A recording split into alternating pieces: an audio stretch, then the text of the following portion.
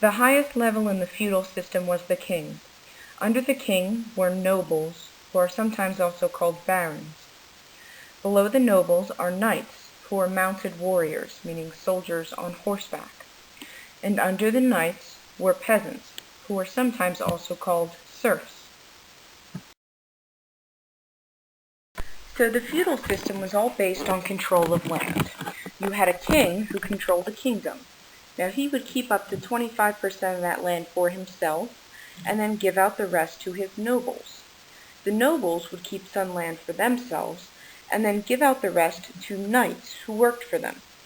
Lastly, knights would keep some of that land for themselves and give it out in smaller portions to serfs or peasants who worked for the knights.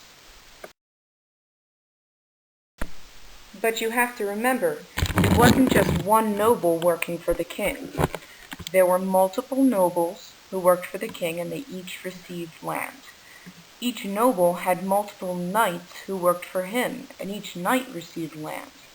And of course, each knight had multiple serfs who worked for him, and each serf got land. The feudal system was a complicated network of land ownership that started with a single king and ended with many, many serfs.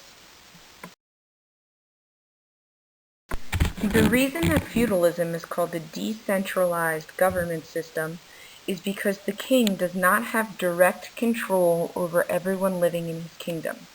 Instead, the king controls the nobles control the knights, and the knights control the serfs.